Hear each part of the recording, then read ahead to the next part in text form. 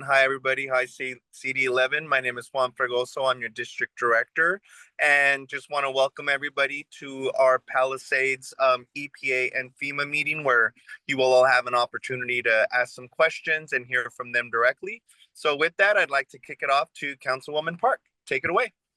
Thank you, Juan, very much. Good evening, everyone, and thank you for being here.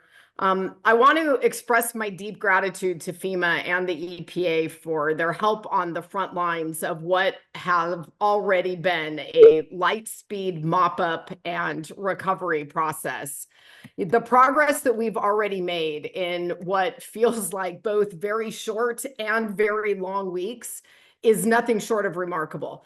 Full power restoration is imminent. Restoration of safe, reliable water is underway. And today we kicked off phase 2, clearing lots of debris.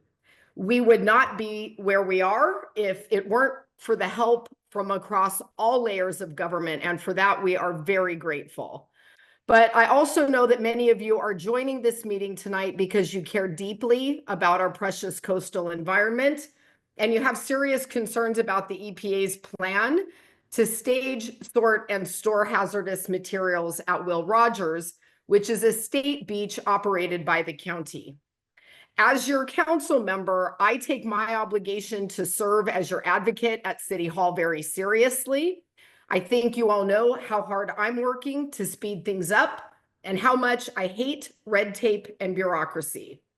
I also have the distinct privilege and responsibility as the council member for our city's coastal district to serve as a steward of our spectacular Santa Monica Bay. CD11 and the West Side are the repository for the watershed of the entire region.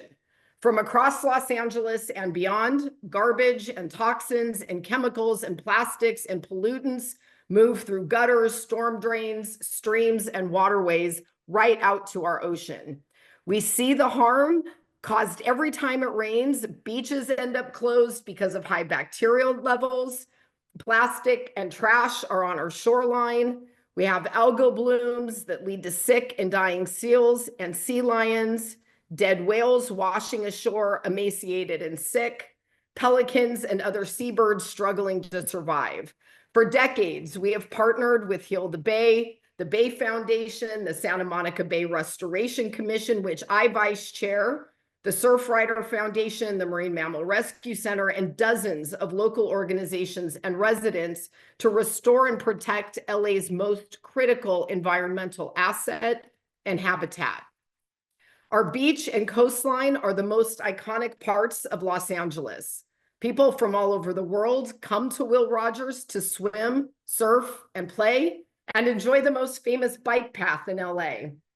We use Will Rogers for countless summer and surf camps, volleyball tournaments, and our junior lifeguards program.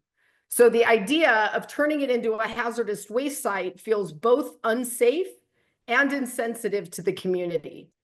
There has been virtually no transparency around this decision and little to no engagement with the community or stakeholders. And that's just not how we do things in CD11. When I first heard rumors about this plan, I personally expressed directly to the EPA what a horrible idea I thought it was to put hazardous waste in, on, or around our coast, period. I proposed instead that these operations be conducted inside the already contaminated burn area. I suggested sorting in place using existing parking lots and open spaces inside the burn zone, or even using the miles of flat road surfaces inside the Palisades while they're closed to the general public. Although the EPA claimed they heard my concerns about doing this near the beach, they subsequently announced the Topanga Creek site, apparently without any community input, buy-in, or notification. To be clear, I don't think the Topanga Creek site is appropriate either. It makes no sense to me to do this work along our waterways or our beaches, period. But with the surge of resources and the focus to get phase 1 completed in 30 days, which again, we are incredibly grateful for, FEMA and the EPA recently announced their decision to proceed with a second hazardous material site at Will Rogers. And while I'm not happy with the site choices, the reality is that we all need to be partners in the effort. So I appreciate the EPA and FEMA for joining us to publicly hear our concerns and answer questions. I'm going to open our discussion tonight to the public for questions and comments. I have a few that I'll be happy to kick us off with. But first, I'd like to welcome the EPA to give their introductions and a short presentation. Good evening, everyone. I'm Tara Fitzgerald with the US EPA. I'm the incident commander for the response, the phase 1 response for both the Eaton and Palisades fires.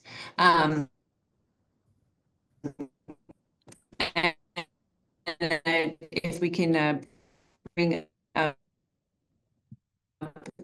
the presentation, I can give a bit of an overview.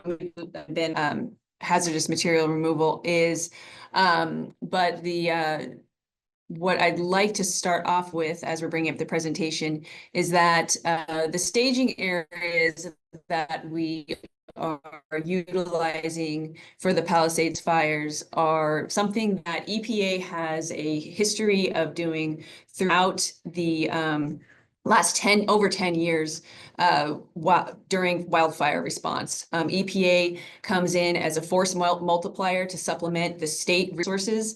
Fire like this, where there's so much devastation and the recovery needs to move quickly. And that's why EPA is tasked by FEMA to do this work.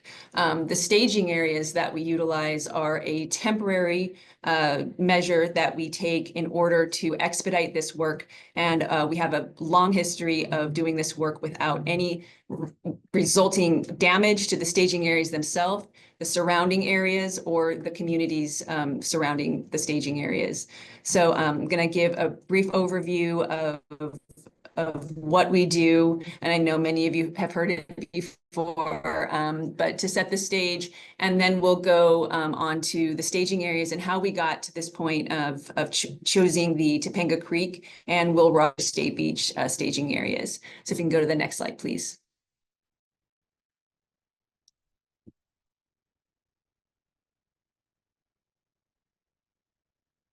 So as I mentioned, what EPA is here to do is to conduct phase 1 household hazardous materials removal. This is the first step before a property moves to phase 2, which removes all of the ash and debris from the site. So what we do is two things. We are removing high-risk items to the public health, such that are household hazardous materials that most of you would not throw in a municipal landfill. And we are ensuring that those materials are safely sorted and disposed of at permitted facilities so that they do not end up in a municipal landfill where they should not be. So we remove everyday products such as paint, cleaner, solvents, oils, batteries, and pesticides. We also remove batteries from vehicles, such as standard lead acid batteries from vehicles, batteries from homes and other products, and we remove visible asbestos and intact pressurized fuel cylinder. People returning if they are not properly depressurized, and also they pose a risk to the workers coming behind to do phase 2 work. We also remove lithium-ion batteries, which are a large concern, especially in the Palisades, where many homes have energy storage systems connected to their solar systems, and also a high percentage of electric vehicles. So you can go to the next slide, please.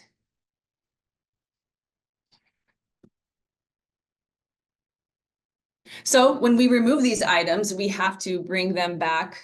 We transport them in stake beds, which many of you may have seen in the area, and we all have to bring them back to a staging area where they are stored temporarily for final disposal. So when we build out a staging area, what we do is we ensure that these materials cannot come into contact with the actual land that we are utilizing. And that consists of a strategy of pre-sampling, which allows us to know what is at the site prior to starting the staging area, and then we sample after we leave. So that allows us to ensure that we have not added anything to the site, that our actions haven't impacted the site in a negative way. It ensures the safety of the soils and any resulting, anything below the soil, such as groundwater. When we build it out, the pictures here kind of show the workers building out the footprint of the area where the waste is delivered from the staging area. And you can see they're laying out a layer of plastic. We have 4 protective layers on site. That where the waste is only brought to. The work equipment the materials do not touch the ground, and they only and wattles are set up surrounding that area. We also conduct what is perimeter air monitoring, and that allows us to ensure that the workers are safe and that things are not moving away from the site. And that is conducted on a continuous basis during all of our operations. We can go to the next slide.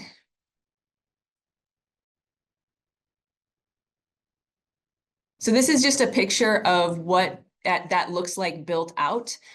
So you can see that now the plastic is laid down, there's a tent over it. And these are basically the containers that are going to be used to store that material when it's brought in. Most of it is brought in bagged or in smaller drums that can then be overpacked into these containers, which can include drums or cardboard boxes with plastic lining that contain potentially absorbents, but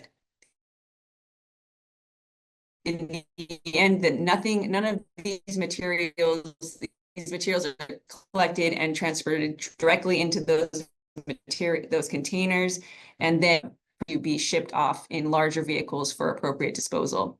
So again, the staging area is not a location for long-term storage. We work to ensure that waste does not touch the ground, are placed onto the ground and all covered by a tent. The hazardous materials and batteries are separated, packaged and shipped off-site to the appropriate disposal facility, which are all permitted facilities and not municipal landfills. And we conduct pre and post soil sampling to verify that the staging area is returned to the state at which it was found. And the closer the staging area is to the burn footprint, the faster that phase 1 can be completed. We can go to the next slide.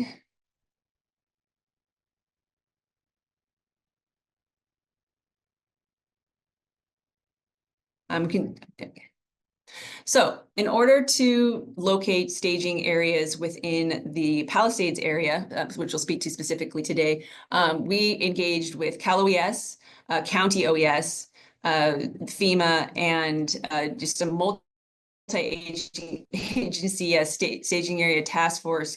And we looked at over 50 parcels in the Palisades area. All but 2 did not meet requirements or were denied access. And the requirements are the proximity to the work zone, as both our Topanga Creek site that we have it now and the Will Rogers site that is being built out today are within the burn footprint of the Palisades fire. Many of the parcels that we would potentially meet some of the other requirements were in use by utilities and response personnel. And that was important because we were asked to stand up our operations extremely quickly, the fastest that we have ever done, which has allowed the phase 2 process to begin. But it did mean that there were some sites that were in use by Department of Public Works, for example, or SCE. Some parcels that might be acceptable had safety concerns due to road conditions that would not allow us to utilize our trucks for the movement of the materials, and the size and topography. So we needed it to be flat, and it needs to be ideally 6 to 8 acres. Although our first site that we were able to obtain did not meet that requirement, but it was flat. If we can go to the next slide.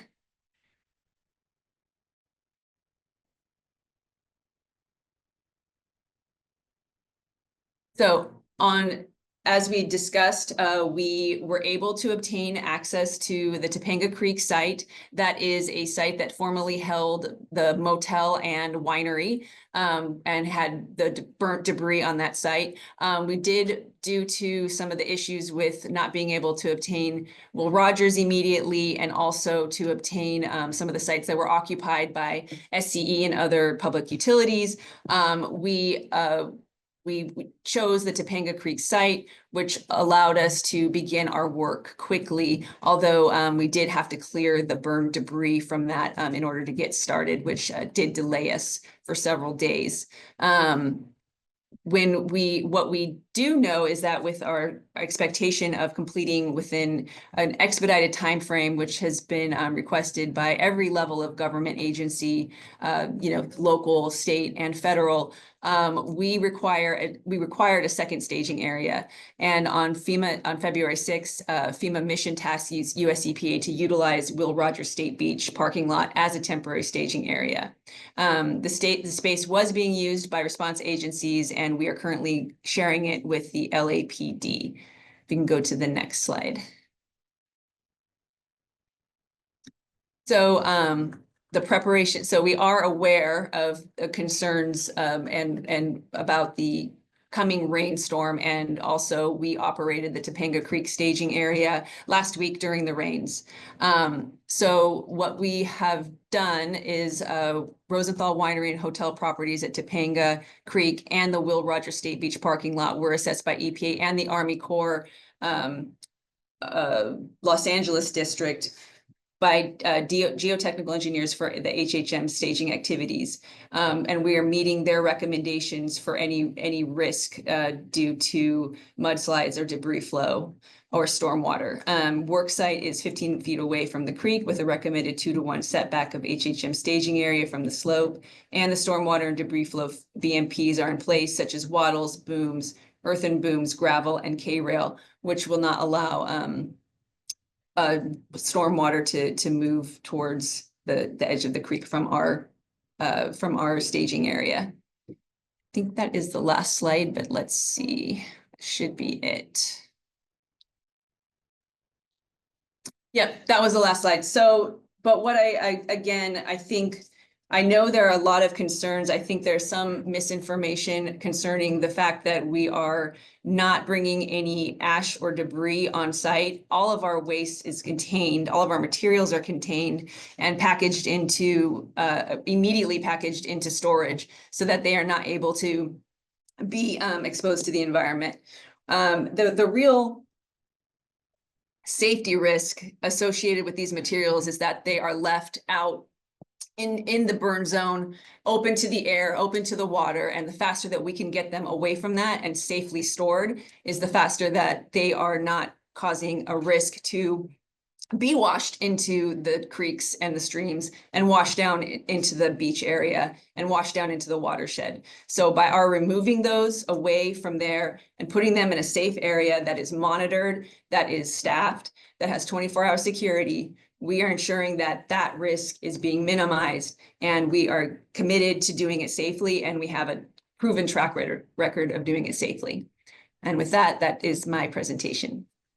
Tara, thank you so much for that very informative presentation. A couple of things I just wanted to add. You know, the first time that I heard anything about this, we were still in active firefighting operations, and all of Will Rogers was completely staged with police, fire, and other first responders. And I also want to note that currently the National Guard, which is there in place to help with law enforcement at our checkpoints so that we can keep the Palisades closed, are now being displaced all the way up to Malibu.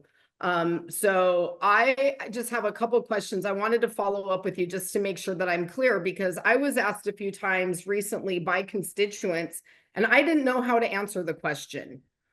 Who is responsible for making the decisions to use the Topanga Creek and Will Rogers site? I think the community just wants to know who made the decision. And I've heard you say multi-agencies, but who? Well, ultimately, EPA requested the use of those parcels from state parks. and we were able to gain access. So EPA, located and chose those sites, but with the full understanding of FEMA and county agencies that this was an appropriate site. So EPA has to take responsibility for that, but this was not done in a black box or something that people were aware, the agencies were aware, and the state was aware that we were planning to utilize these sites, and that we were taking appropriate measures to safely utilize them. Okay. A number of people wanted to know who made the decision and who authorized this. To folks on the webinar who had that question, now you have your answer. Another question, Tara, is how risk factors like proximity to our waterways and the ocean and critical habitat, unstable and eroding hillsides, high tides, exiting flood hazards, were those factored into the decisions to use these sites? Because both of those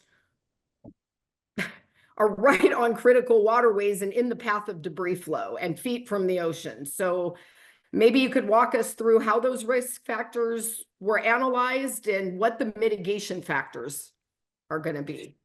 Yes, so as I mentioned, the Army Corps of Engineers has evaluated the geotechnical concerns and the hydrological concerns about mudslides or land shifting. I think it's important to remember for Topanga Creek that a motel and very large building footprint sat on those areas for years, but for us, our activities do not put at risk anything outside of our staging area. So we handle the material within the staging area in a way that there's not a risk of anything releasing from the staging area and leaving it in order to move into those creeks.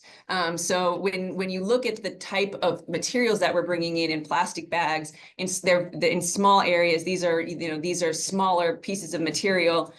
These are not at risk of washing into the thing. We are not piling these things into piles that can erode away into the creek or move into the creek. And we're doing it in a way that we're not overloading our staging area. We're packaging this stuff and it's moving into, probably people have driven by and seen the Clean Harbors truck that is staged there, that this material as it's final packaged for final disposal is moved into and then taken for disposal at permitted facilities. So we're not generating this large amount of materials that are able to wash into the creeks, into the streams, we're not leaving things open to the air that is risk of having, blowing into anything. And I think that's something that people aren't entirely informed about from our work versus the concerns about the ash footprint and that ash footprint moving during storms, which is a different risk associated with the fire and the impacts of the fires.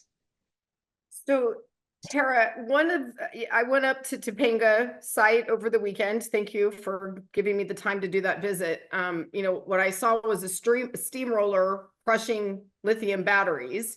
And I was personally really surprised that was just out in the open, and that the area is being protected by a chain link fence with some overhead tents in a few places. How do you respond to constituents that see that and don't think that's contained? There's wind, there's flooding issues. How do you address that? So I think the key thing to understand about that operation is that we don't leave that open to the air once we conduct those operations. When those are crushed, they are then immediately placed into what you saw was the 55-gallon steel drums. So when we are conducting that operation, we are monitoring, and specifically for the batteries, we're monitoring most appropriately for particulates. So, basically what we know of is like PM 2.5, but we're determining that we are not releasing anything into the air utilizing our air monitors. And then when the actual action happens, it's done and the material is then placed into the drums immediately. So we're not leaving anything out overnight. We're not leaving anything out, to be left open to the air. It's only in that area for being, the steamroller to crush it. While workers are there, they're monitoring the situation, and then they scoop it up and put it away immediately. And then this process is really important It's something that the EPA started in 2023 at the Maui wildfires, when we really started encountering so many lithium-ion batteries. And it's really important to reduce the risk of fire associated with the batteries, to ensure that they are now effectively not batteries. So this work really is really important, that we transport it close to the burn area, and we ensure that it is no longer a risk. But we have workers there at all times when they're doing this process, so that we know that nothing is moving away from the site. Thank you. When you mentioned the air testing, is that information going to be publicly available for people who are interested in keeping an eye on it? And also, will you guys be doing any water testing? We are not doing any water testing for the site in terms of like a continual testing. But for concerning the air monitoring, what we've committed to doing is to keep local stakeholders involved by providing weekly updates on what we've been seeing, which, like a summary of what we saw with our air monitoring, and also just a summary of what we've been doing at the staging areas, that there's no additional impacts. So that includes keeping the state parks informed, keeping your office informed, and we've committed to doing that moving forward. All right, thank you. One last question, and then I'm going to stop talking and we'll let other people take over. Who should the public contact if there are problems observed or concerns or questions? So I can put the hotline into an email into the chat, but we do have a hotline that's open from 7 to 7, has a real person behind it, actually several real people behind it, and they're available to address any concerns. But again, we're committed to addressing any concerns that come through, say, your office, through local agency offices. But we do have a direct hotline that I'll provide in the chat. That you can call and ask specific questions. Okay, great. Well, I don't have chat open in front of me, so I'm going to kick it back over to Team CD11 to open up questions from members of the public. While they're getting that process kicked off, we're asking everyone to please keep your questions concise. We're going to give you a minute to say what you need to say and ask your question, but we want to try to get through as many as we can with the time that we have. So we're going to ask everyone to kind of get to the point so that we can get as many answers too as we can. Council, it's Curtis. Can you hear me? I can. Hi, Curtis. Yeah, I'm honoring the questions in the chat, and 25% or so of the questions in the chat that I can see as a panelist have to do with phase 2. I know the Colonel is on. I don't know if you wanted to go there with phase 2 with this meeting tonight, but I just wanted to flag that for you rather than not answer the questions. Why don't we try to answer those in the chats if we can, to the extent that we have answers available, and let's try to keep our comments and questions from the public to the issue that we are here for tonight, which is the site selection for the hazardous household materials. Thank you. Perfect. Thank you so much, Councilman, and from FEMA and EPA, and I have elevated Colonel Swenson to a presenter so he can start working on those questions in the chat for folks who have questions about phase 2. So keep an eye on the Q&A if you've asked one of those questions for an answer in there. So as the Councilwoman said, we want to get to as many questions as we can. I know there's a lot of questions in the Q&A, and there's a few folks who have their hands raised. So if you would like to ask a question, please go ahead and raise your hand. And we will get to you. And we ask you to be as concise as possible so we can get to as many of your neighbors as you can. We're going to ask at 1 minute, we will cut you off so we can start getting to a response and move on to the next question. And if we have time for follow-ups, we will go back around. So with that said, I'll go in the order that I see it, and we'll start with Emily. You can unmute. First of all, thank you very much to our wonderful council member for organizing this meeting. It's very helpful. So today I called the hotline and had a very informative conversation with the EPA, and that answered a fair number of my questions, but I'm still left with the concern that this incoming storm is, I believe you're underestimating it, and really concerned that can't you package everything up right now, leave it up in the Palisades away from the beach and the sand. And then once the storm has passed, if you have to use Will Rogers, at least then transport it down there. But I just have visions of just a enormous tsunami, and it's encapsulated, but that doesn't mean it isn't going to go to the ocean, to the beach, break apart, what have you. And then my second observation is that I believe this has been under discussion since about January 15th. And my understanding is that Gelson's and Ralph's buildings could have been demolished in 2 weeks. And those sites could have been used if there had been the foresight. And instead, I think that these beaches were just considered kind of an easy mark. And Emily, And that's that 1 minute, so if you could wrap up. Okay, so that's I'll stop. But why not Gelson's? Why didn't January 15th Gelson's, Ralph's, and Pali Rec be? Those were the sites. They could have been prepped, and we wouldn't be having this conversation right now. So specific to the Palisades Recreational Center, that was and is in use by Department of Public Works as a laydown area. Was not at the time though, Tara. It wasn't when this first And- came up in the middle of January. And we were not able to obtain access to it. The Gelson and Rouse, we were not able to obtain the permission to utilize the site, but it also required extensive phase 2 activity by the Army Corps in order to do that.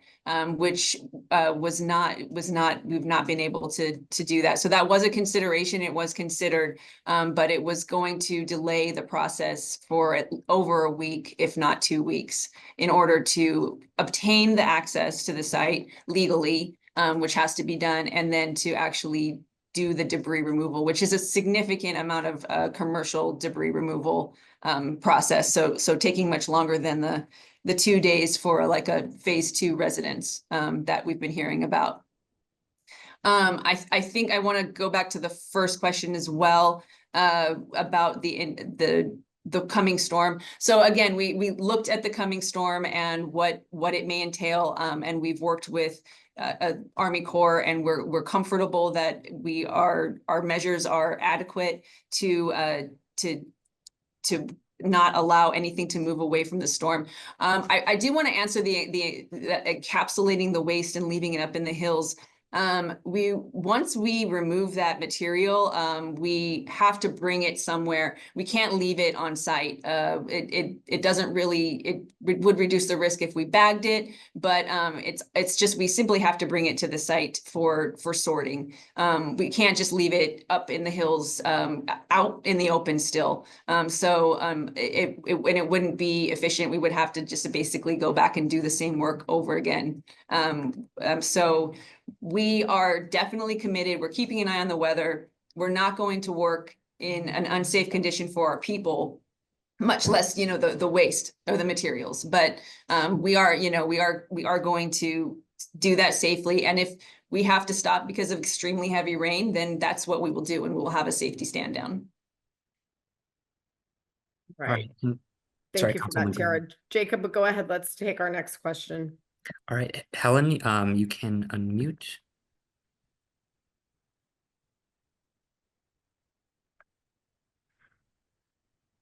The name Helen Seo, you should be able to unmute. And if not, we'll come back to you then. So we will now go to Victoria Marie, you can unmute. Hi, Madam Park. I just wanted to say thank you for putting this together. You guys can hear me, right? Yes. So I just wanted to say, Madam, thank you so much for putting this together for us. I am a Topanga local. I was actually headed up to Topanga when the fire started, and I have so much awareness that I got off the roads and I stayed local in Bev Hills, and I have not been up to Topanga since. And I just want to share that I really appreciate you closing the roads, because I saw that when PCH was opened, people like tourists were coming in and doing photo shoots, and I'm not going to accept that as chalking it up to just being LA, because It's not right. So I just want to say thank you for being mindful of the locals. I've been up there maybe once to review the land. So just if I haven't been up, these people shouldn't even have a right to go through just to be an active walking through tourist. And they get in the way of the EPA and the Army of Engineer Corps. So, and it slows them down. But Tara, what I wanted to ask you, And that's 1 minute. If you could ask your question. the propane tank, we have a large one. Do you guys take those? Like we have a giant propane tank from AmeriGas, and I called AmeriGas up and they had no clue what to do. They said they've never been in this situation. So generally, if it's serviced by a company like America Gas, they should have a protocol for this. But what I would encourage you to do is call our hotline. And actually, I apologize because I misspoke earlier. I do not have ability to put it in a chat that just shows everyone. It would only be an answer to a question. So I'm going to give it to you real quick. It is 1-833-798-7372. That's 1-833-798-7372. I would encourage you just to call and we can either discuss how to help you navigate that situation, or in the event that we need to assist with that, we would be able to do that. But yes, so generally, if it's serviced by a commercial company, they do have a protocol for dealing with this for these the extremely large propane tanks. All right, we'll move on to Chris Spitz. You can unmute. Hello, thank you, Councilwoman Park, for your incredible support and advocacy. Very simple questions, which I did put in the Q&A, but I didn't get an answer. Where exactly on the parking lot at Will Rogers is the staging area located?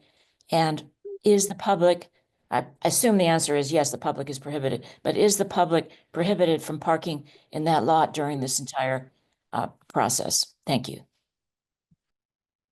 So right now, I believe that's it closed to general traffic. But so if you were to go to the parking lot and enter on, I believe it's the Temescal entrance, we are mostly located to the north of that or to the west of that. But and our footprint is everything to the west of that. But the entire parking lot is in use by either the EPA or LAPD at this time. I'm not sure who was asking that question. It kind of sounded like it might have been Chris Spitz, but whoever it was, it's right across from our volleyball courts, right along our bike path. Right underneath Tahitian Terrace, if that helps orient people, across the street from Tahitian Terrace.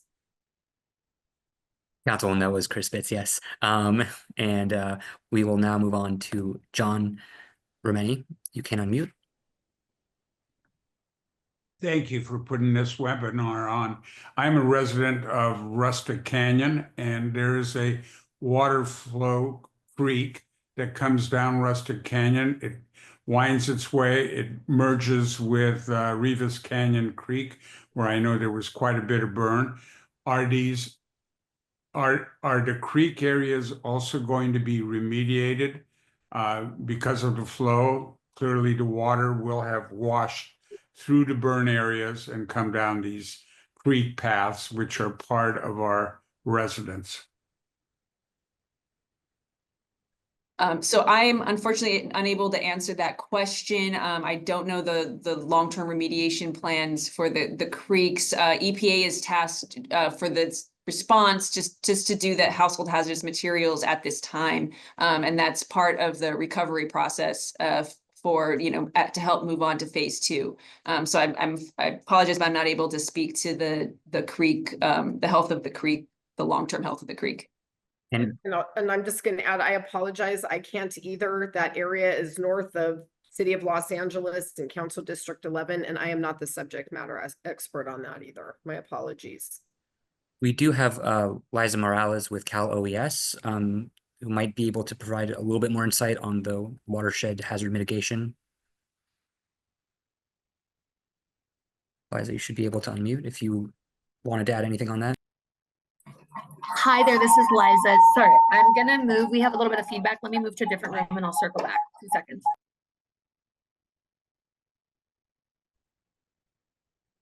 All right. We'll give her 1 second, otherwise we'll move on to the next question and circle back for an answer. But let's take someone else while we're waiting because we Yeah. are limited on time. All right. Deborah Bergman, you can unmute. Hi, I'm Deborah. Thank you all for doing this. A couple of quick questions regarding time frame for the 2 sites. Do you have a guesstimate of the Will Rogers and the Topanga sites as far as the staging and sorting, which I'm assuming is what it's only going to be used for? And then the second part of the question is, once you answer the time frame for both sites of what your estimation or guesstimate is, where do these items go after the fact? And when do you think you'll be closing shop for the Topanga and the Will Rogers staging and sorting sites that you have created? Thank you. So what we have, so as we discussed on the introduction, we are scheduled to be complete with phase 1 activities by the end of February. And then there would be some additional work to continue to remove the rest of the materials offsite and to remove the footprint of the build out that we've done, as well as conduct that post sampling that we discussed. So we're estimating, somewhere of 60 to 90 days out from Will Rogers State Beach. I want to flag that potentially with Topanga Canyon, we may assist the Army Corps in transitioning they will have some phase 1 work to do on the phase 2 deferred properties. And we may assist them with transitioning that for a little bit longer past the end of February, and then commence that same process of sorting the rest of the waste and having it taken off site, and then breaking down the site and sampling. So a little bit of an additional time frame on that, but essentially the same, similar 60 to 90 days. As you asked about where the materials go, and they go a variety of permitted places. So for example, waste oils may go to one facility that is permitted in California. And then another type of material like solvents might go to a facility that's permitted to collect those in Utah. So they are going to go a variety of places.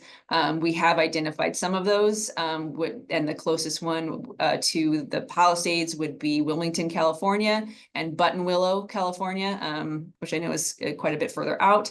And then some out-of-state permitted facilities as well. And EPA actually has a requirement that they must meet certain guidelines for us to utilize them, and they are all permitted as well.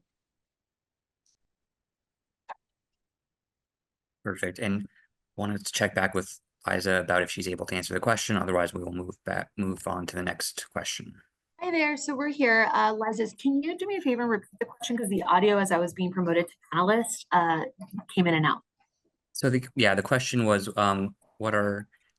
what's being done to ensure the long-term health of the watershed, specifically, I believe it was Rustic Canyon, and what efforts are being done to make sure that none of the hazardous materials or any other kind of waste runoff is getting into the watershed. That was something I believe Tara already addressed, but then we also have Casey here with FEMA if you wanted to also talk about in terms of the watershed.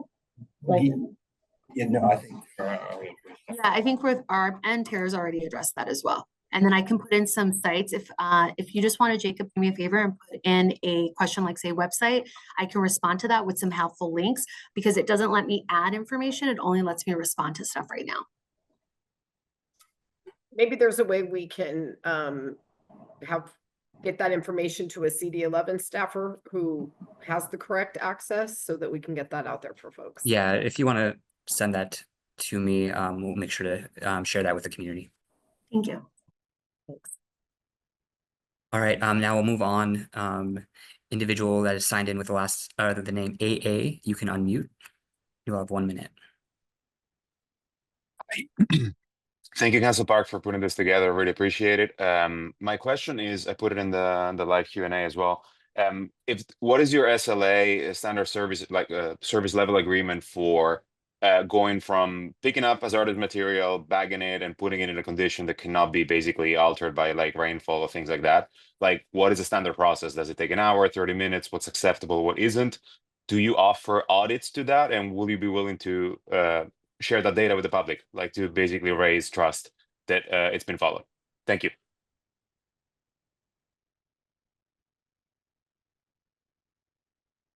Tara, you're muted.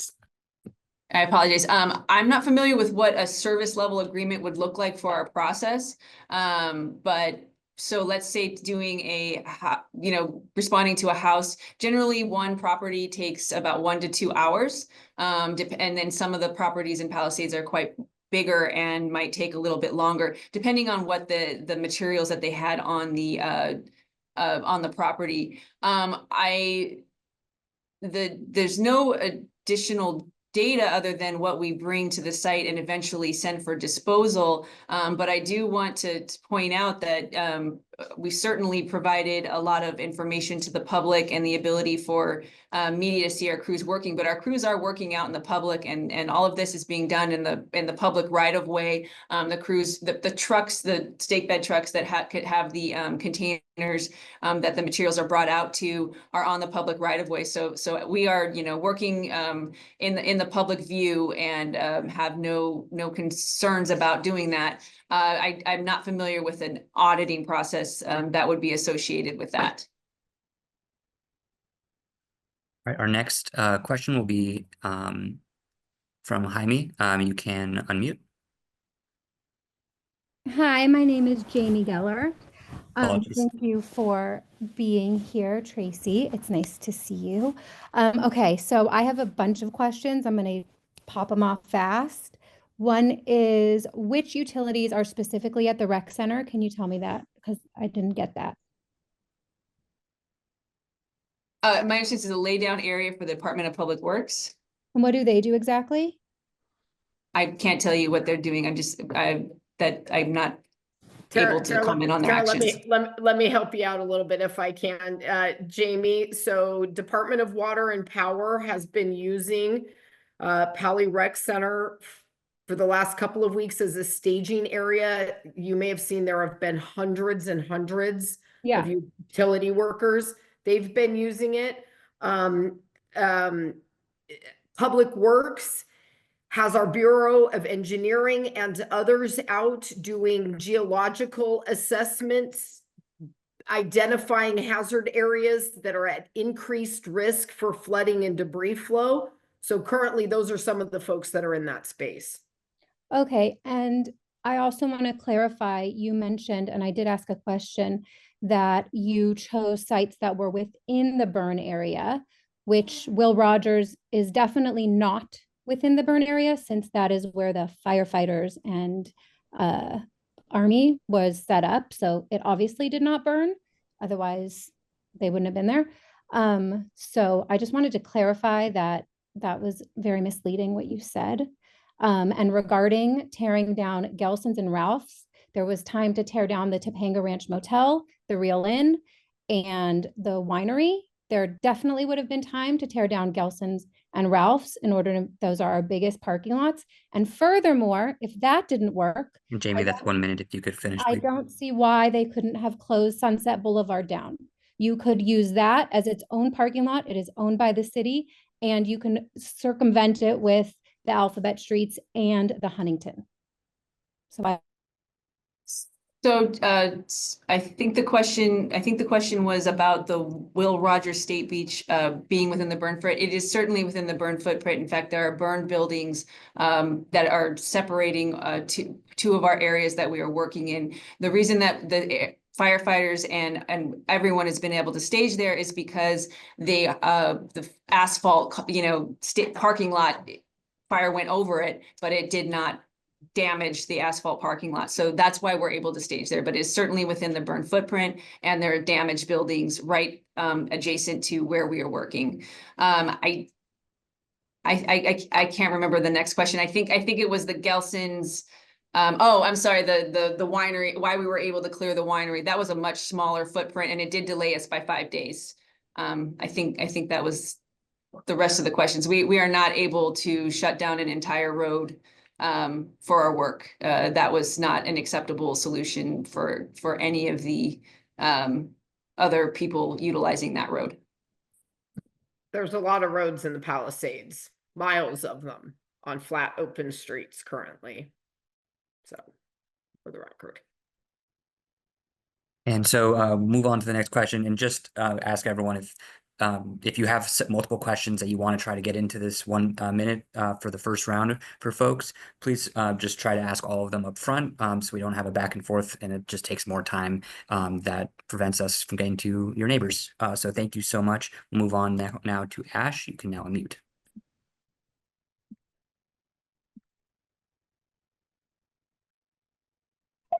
Hi, yes, I was wondering if you have considered and factored in the Endangered Species Act and other various environmental laws that are obviously impacted by using Topanga and Will Rogers, which are both sensitive ecological habitat. And I really am baffled and quite still don't have clarity on why these places are being used when the risk is so much more significant and severe if anything were to happen. The EPA has a history of having, sites that were not maintained according to all the safety precautions, and mistakes happen. And if a mistake happens here, it will be a pretty big mistake. So I'm just trying to understand how the weight or what's prioritized and what weight is given to what aspects when this is being considered. Thank you. So once again, I think the key with the concern about endangered species is that nothing enters or impacts the creeks that contain these endangered species or the lagoon around Topanga Creek. And we're able to do our work without doing that. And that's why we worked with the Army Corps to ensure that our work and where we placed our staging area is not at a risk of mudslide, et cetera. So the key is to keep everything away from, contained in our staging area through our best management practices, which I spoke to earlier. So we do not believe there's a risk to endangered species. And we have spoken with Heal the Bay and other concerned citizens and are aware of the potential impacts that are their concern. So our methodology is to not release things into the creek, into the air that would potentially impact any of these species. Our next question will be from Stephanie. You can unmute now and you have 1 minute. Hi, can you hear me? Yes, we can. Oh, okay.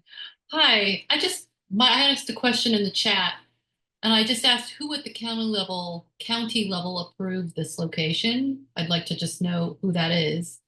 And I'd also like to ask, so if there are utility vehicles and major parking lots up by the burn area, which house Southern California Edison, why doesn't Southern California Edison stage their trucks at the Will Rogers lot and you guys use the EPA lot and use that lot for the toxic sorting? That makes a lot more sense than doing it down at the beach. That's the second question. And thirdly, when you're talking about crushing lithium-ion batteries at the beach and you've got wind, I mean, you've got volleyball players right there. I grew up playing volleyball right there on that beach. And it is packed with volleyball players, kids. And you've got lithium-ion dust flying in the air. You're telling me that's containment? I don't know how that's containment when you're crushing lithium-ion batteries right there on the lot. And thirdly, where is all this stored? This is the biggest lithium-ion battery disposal so far we know of in the world. So where is all this stuff being put? So I may have lost the first question. I think what I have is that I have the SCE. Why didn't the SCE move? Why didn't SCE move? And then we take a different staging area. Why wasn't there some kind of swap? That's not been available to us. That's not been something that we've been able to enact. so that's the only answer I can give you, that we're not able to require them to move. I want to touch on the lithium ion battery, the particulate, the dust that you mentioned. So again, when we're doing this, we're using very small volumes and we are monitoring the air for particulates. So we're ensuring that we're not doing these activities at a volume or scale or in a manner that is allowing that to blow away from our site. In the event that there was an extreme high wind, situation, we would be able to simply stop that process. To date, that has not happened during our operations. And the crushed batteries that are now not batteries, once we complete our work, are then right now are being put into 55-gallon steel drums, which are closed tightly and then cannot release any more materials. And that material is then shipped off in the larger box trucks for disposal. So the key thing there, I think, is that we are doing particulate monitoring to ensure that nothing is blowing away from the site. Our next question would go to Carmel. You can unmute. Thank you so much. Councilmember Park, you've just been exemplary. Thank you for your advocacy and your leadership. Outstanding, unbelievable. And I also wanted to just take a moment to thank all the panelists for their time and effort in answering our questions. Also very much appreciated. I just had a question about pools. So we have 3 different scenarios that have come up. One is intact pools with ash-filled pool water. We have pools that have debris from buildings that have collapsed into them. And then we have what may happen, which is pools that may or may not be damaged structurally as a result of heavy machinery that's being used to clear debris. We're just looking for some advisement in those 3 different situations. Thank you. I'm just going to jump on when it comes to draining the pools at present. We are in the process of working with LA Sanitation to put together some guidance that we will push out to all of you as soon as we have it.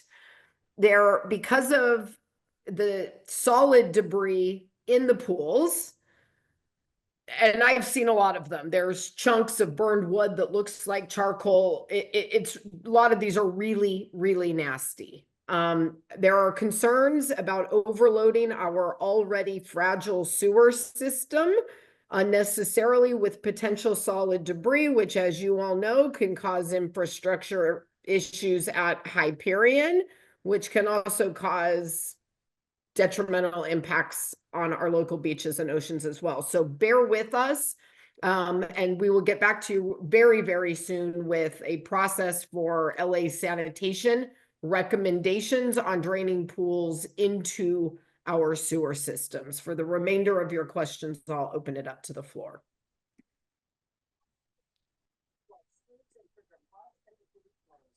If anyone has anything to add, I'm not sure I answered all the parts of the question. And Councilman, I'm not sure. I mean, we have Colonel Swenson here to talk about the phase 2 side of it, but I'm not sure how in depth you want to go with that for this specific forum. If Colonel Swenson can just give us a quick answer on it. I have seen it raised a couple of times in the chats. I know that there are a lot of questions about pools right now. Hi, Colonel Swenson. Go ahead.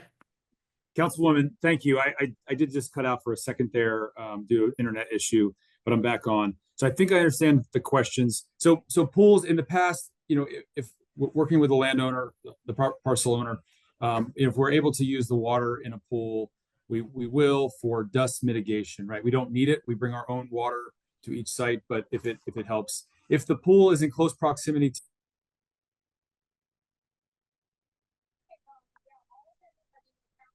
I don't know if that's just me or if it's Colonel Swenson who froze. That might have been Frozen. No, he froze. What he's saying is that if there's water in the pool, they'll use it for dust mitigation. In phase 2 of the PPEDR mission, the Army Corps, nor FEMA. We don't remove pools. And so what the Corps will do is they will fence the pool, use the water. They don't need the water. But as far as for impacted residents, the Army Corps, nor FEMA, we don't remove pools or touch them in general. Thank you. All right. So we will move on to our next member of the community. Adriana, you should be allowed to speak now, and you will have 1 minute. Hi there, thanks for the opportunity. Just to follow up on something that one of our neighbors raised, it seems like a good solution for you to get the work done and to address the concerns of the community would be to switch sites with the utility companies. I understand that you said that it either hasn't been broached or you don't have permission to do that. But if that's something that is feasible, it seems like you could get up and running relatively quickly. Is that something you're open to? And who do we contact about that?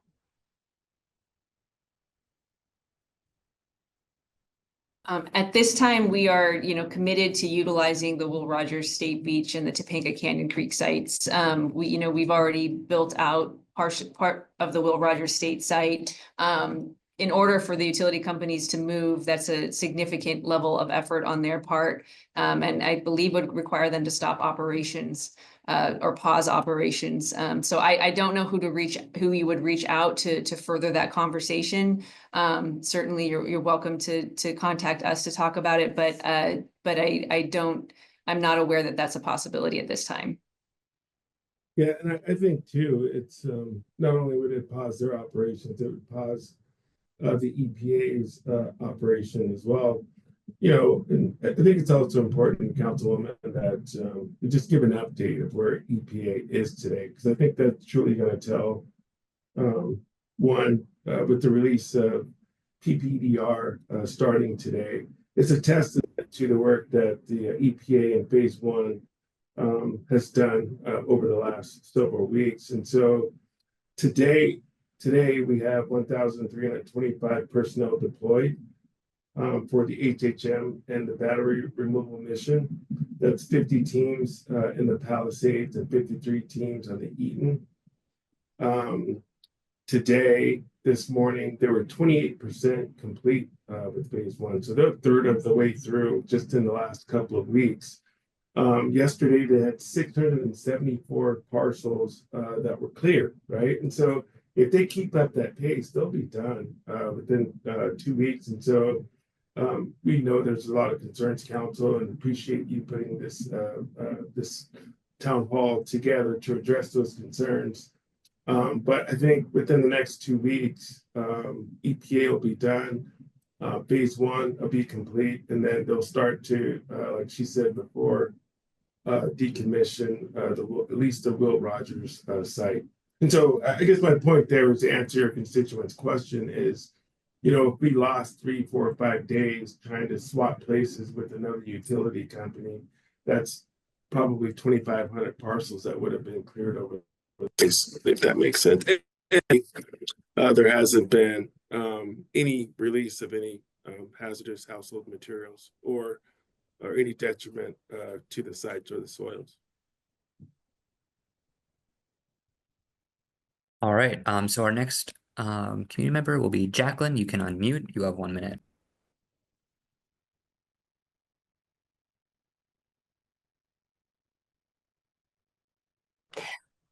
Thank you. And we've talked about the watershed and such, but we have many, many residents, including seniors and children that live in Rustic Canyon, that live in Santa Monica Canyon, right by Will Rogers. We're talking about onshore winds that the particulate matter for PM 2.5 is already in the poor condition if you look at air now.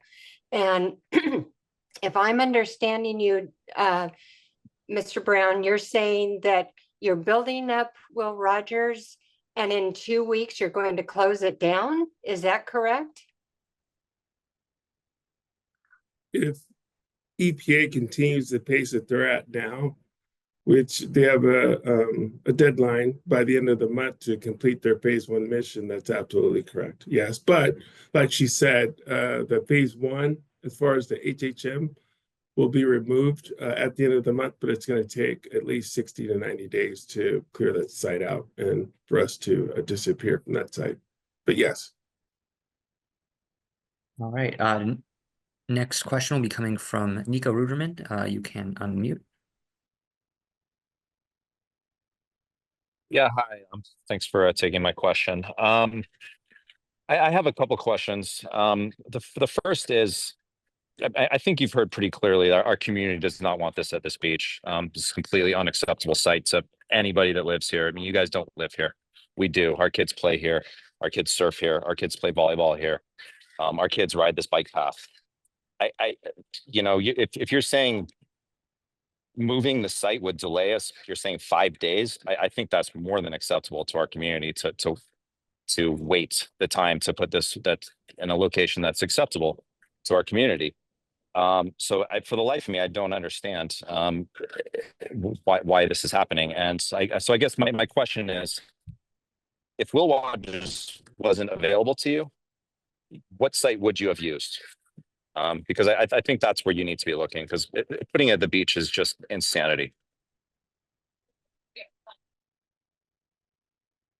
So I think the question is about the delay, as has been, kind of laid out. I apologize if it's not acceptable to the community. The overarching requirement for the EPA is to go fast, to be out here as fast as possible, and that's from every level of government. We are not able to delay our work based on our tasking from FEMA, but also based on the requests of the local governments here and the state. So we are in the position to not allow delays, any further delays in building out the staging area. I understand the concern. I think the biggest thing that I need to make clear is that our materials are not leaving our staging area. They are not going to have any long-term impact on the surrounding area. We do that. We know that because we test it, number one, and we conduct the continuous testing while we're doing the work, so that if something were to happen, we would know immediately. So there's just not this long-term risk associated with what we're doing. And the risk associated with this fire is something that we're mitigating and helping fix by doing the staging area. They do need to be close. We can't have a staging area that's really far away and truck everything up and down PCH and, through the traffic, and just it reduces efficiency. It also increases the risk of accidents. We need to be able to work closely to our facility, and this is an appropriate location. We are going to keep it safe. And we have a proven track record. We've worked in areas like in Felton for the Santa Cruz fires, close to sensitive watersheds. We have to, because a lot of times these fires happen in areas that are sensitive like this, and we have a proven track record of not impacting our sites. So that's the only thing I can say. I apologize that the site is not acceptable to you, and but the delay has been clearly tasked to us is not acceptable to delay our work any further. I think, I think she's right, and we understand the concern, Councilwoman, you expressed on Saturday, as well as those from your constituents. But what Tara meant is, like, we have 23,000 acres of destroyed homes and everything under the sun on those properties. And so the risk of the EPA being at Will Rogers on that site with the monitoring versus the risk of 5 days of not having that HHM removed from over 2,000 properties, that's the risk that we're taking by being at Will Rogers site. It's monitored. it's totally secure. And to date, there's been no release. And so why wouldn't we take that minimal risk versus the risk of delaying phase one, which in turn delays phase two for impacted residents as well.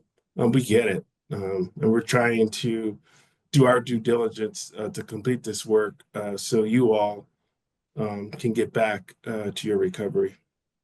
And Curtis and Tara, thank you for that. And I just want to acknowledge that, there's no great place for this, and there is an urgency to get this done. But I think Nico's question actually was, if Will Rogers parking lot wasn't there, what would you have done instead? And, I think you would have had to adapt to the geography and the assets that were available. So I didn't hear an answer to that piece of his question. I think we would have kept looking. Who knows?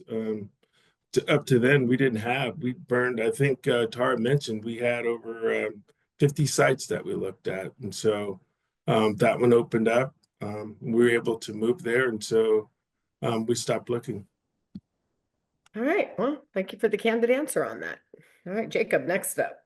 Yes, Benjamin, you are next. You should be able to unmute and you will have up to 1 minute. Hey everyone. I was just wondering how exactly the Army Corps is going to be disposing of the HHM that they find. I mean, my understanding is that the EPA is not removing 100% of the HHM during your process. So are they also going to be staging at a similar location? And if not, why aren't you doing what they're doing? Yeah, thank you for that question. So we work in concert with the EPA as we started phase two today, right behind the EPA's clearance and just before we got, or just after we got the right of entry. We will likely find some HHM that's hidden on a property that the EPA either was unable to find or couldn't find because of the overhead hazards that Tara mentioned earlier. When we have those, when the EPA is still mobilized, we'll work with the EPA and we will pull the household hazard materials to the curb. We will secure them appropriately, and then we will call the EPA, and they will come with a vehicle and pick up that, and then process it as they do with all HHM. If the EPA is no longer mobilized here working on this site, then we will have our own HHM processing center. And yes, we continue to look for suitable locations, both inside and outside the impacted area, where we can do all of our operations to include staging of metals, staging of clean concrete, and potentially staging of household hazardous materials, again, in the event that the EPA is no longer here to help us and we need to secure this. I just want to remind everyone, I know it's been said, but that the individual sites around your community which have exposed and uncontained household hazardous materials pose a very grave risk right now to the environment. And I cannot express it how important it is to get those household hazardous materials, like the things that are under your kitchen sink or were under your kitchen sink or in your basement paint cabinet, to get those secured in a controlled environment and in a waste stream, a proper debris stream where they can be properly either recycled or disposed of, so that they no longer pose a threat to this community and to our watershed, which is critical to everyone's health and safety here in this community. And the Corps of Engineers has worked with the EPA for decades on ensuring the viability of our environment and protecting our environment. We've done it most recently in a previous fire, and we're going to do it for this one, and we're going to do it with your best interest and those of our ecosystem first and foremost in our minds. So I know it's hard. I'm just saying we are good at this, and this is why the state asked us to come in, and we are not going to we're going to leave this place much better than we found it. I assure you. I do want to jump in and thank you, Colonel Swenson, for that explanation. I think it answered the question, but I want to jump in and just kind of connect the dots. The EPA will be is going through our process, getting the bulk of the HHM, and that's why we're confident that we will be able to leave the Will Rogers State Beach staging area and shut that down once our operations are done. So so that's in keeping with the message that I gave earlier, because we will be getting the bulk of the HHM. We will not need the additional staging area. All right, and I know we are getting close to time, so I want to get through as many of these final questions as we can. So if we can try to get through a little bit of a rapid fire round, that would be much appreciated for everyone, I'm sure, on the call. So Harris Silver, you can now unmute. Mute. Can you guys hear me? Yes. Okay, so this is what I'm going to say. Since you don't seem to understand the mission or history of your agency, let me remind you that your #1 priority is to protect the water. You made this decision without consulting our elected officials, who you wouldn't even speak with until we had a protest. The people don't want this. And I posted about this on social media, and there were 200,000 views in 24 hours. The people don't want this. And it's shameful for the EPA to do this so close to your shore. And it's your job to listen to the people. And we are sick of being bullied, and we are not going to accept this. And our little protest had 66 people that signed up. Today it was close to 10,000. And we are not going to stop, and we are not going to accept this. Thank you.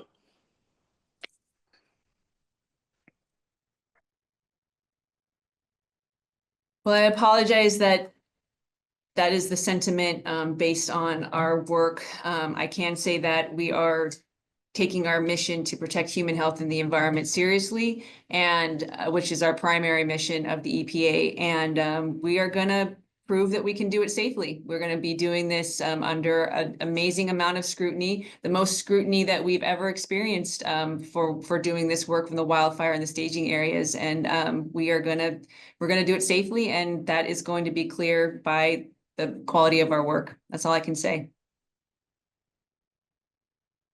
All right, next we have Jackson Garland. You can unmute. Oh, awesome. Hello, everyone. My name is Jackson. I just wanted kind of like a quick brief, like what is like the plan for this weekend with the incoming storms, and is there any like work overnight to kind of contain those hazardous materials?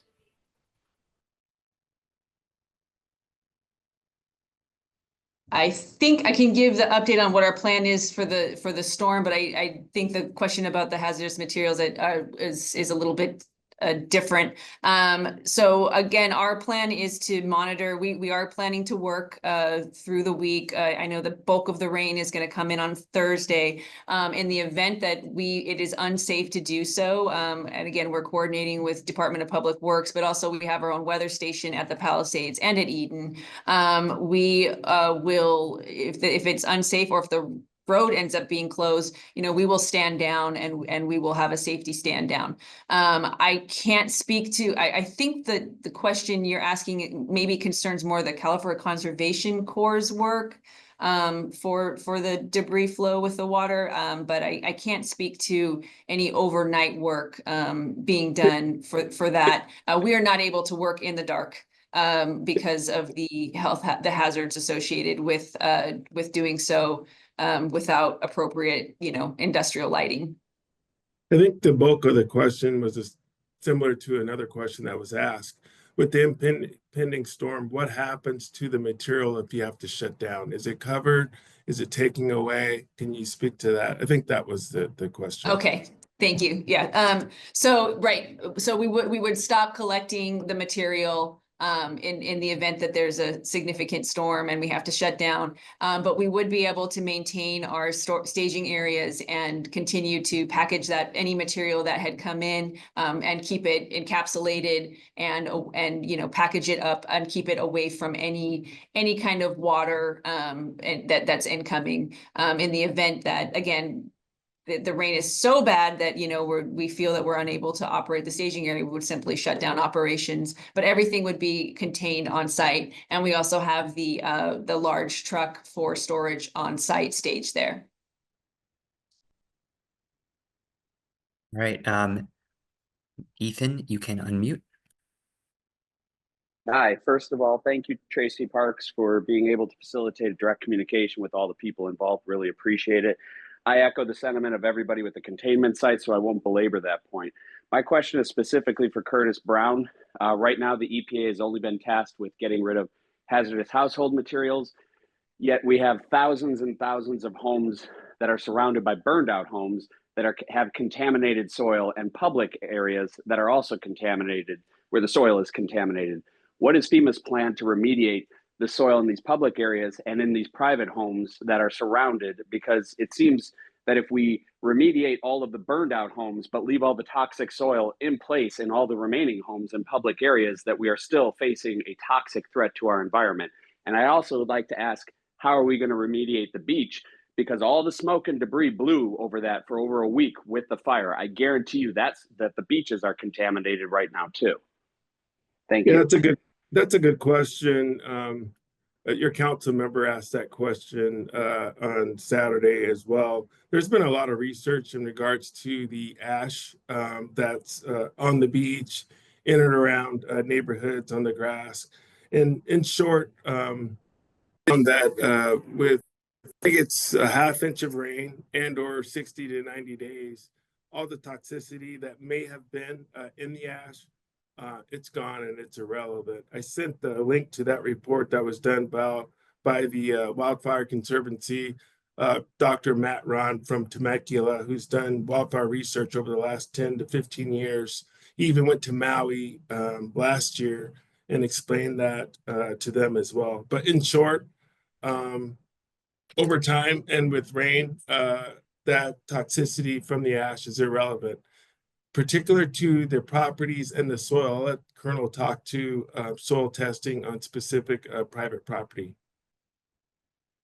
But Council, if you could share that report, I think that'll be helpful to the constituents regarding the ash on lawns, on the beach, and in and around neighborhoods on private property. Absolutely.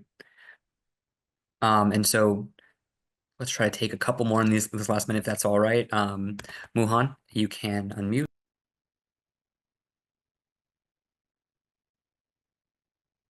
Okay. Hello. Can you hear me? Yes. Great. So there's been a lot of concern about speed and politics, political imperatives, but understandably, the community's concerned about our health, short-term and long-term. I missed the first part of this, putting to bed a 1-year-old. I live very close to Will Rogers and Santa Monica Canyon. You said you're monitoring the air. I want to know for what? There's an unprecedented amount of toxic chemicals. I want to know how, I want to know how often, and I want to know if you're going to share that information with us. That's one question. Second, why wasn't some kind of a closed facility considered for this? Why an open air on the beach next to communities that have not been evacuated? Why was that location chosen? And where there are sensitive small children every day. So why not some kind of a closed facility, even one that could have been put together in a short time frame? So those are my two questions. So the first question was about the air monitoring that we're conducting at the perimeter of the staging areas. So I can give you the specific things that we are monitoring for. That's particulates, oxygen, carbon monoxide, ammonia, hydrogen fluoride, volatile organic compounds, and lower explosive levels. And the reason that we choose those is because that's generally the potential risks associated with household hazardous materials, such as your cleaning solvents, your cleaning agents, your bleach, your paints, your waste fuels, your fuels that you might have on site. Propane tanks, et cetera. So those are the reasons that we pick those, because they're appropriate to monitor for. We are collecting real-time information during our operations, and it's continuous throughout all of our operations. And the data we are, again, like I said, we're going to provide weekly updates as to what we have seen based on our air monitoring, and also just a weekly update of, you know, what's happening at the staging areas. I've now forgotten the second question. I did it right. Why open air? I wrote it down. Why open air versus an enclosed facility? So again, there's actually more risk associated with a closed facility in moving waste, and it would require building a facility that would be enclosed. That's not a small task. So again, we get into the delay, but what I just want to emphasize is that we do it in open air because it's safe to do it in open air. That's why we have the air monitoring. That's why we have the sampling. We are able to, we determine that it is safe to do so. So it doesn't require it to be encapsulated. There are other issues with encapsulating that kind of operation for worker health and safety and other things. But also it doesn't make sense for the type of work that we're doing here to build an encapsulated facility.